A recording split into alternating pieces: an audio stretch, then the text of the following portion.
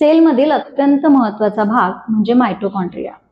मायटोकॉन्ड्रियाचा शोध Albert Kolliker याने 1857 मध्ये लावला.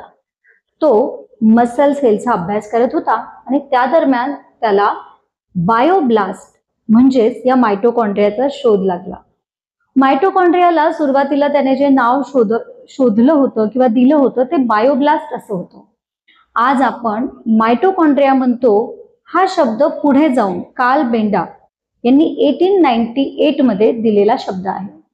मायटोकॉन्ड्रियामध्ये होतं काय नेमकं, तर तिथे एटीपी तयार होतात. एटीपी म्हणजे काय, तर ॲडिनोसिन ट्रायफॉस्फेट.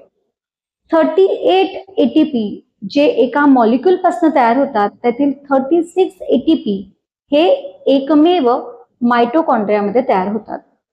36 एटीपी हा एटीपी म्हणजे ॲडिनोसिन ट्रायफॉस्फेट म्हणजेच एनर्जी कॉइन, आणि म्हणूनच या मायटोकॉन्ड्रियाला आपण पॉवर हाऊस ऑफ सेल असं म्हणतो किंवा त्यालाच आपण ऊर्जेचं शक्ती केंद्र असं म्हणतो. हा जो मायटोकॉन्ड्रिया आहे हा ऑर्गन नुसार याची संख्या कमी जास्त होत असते.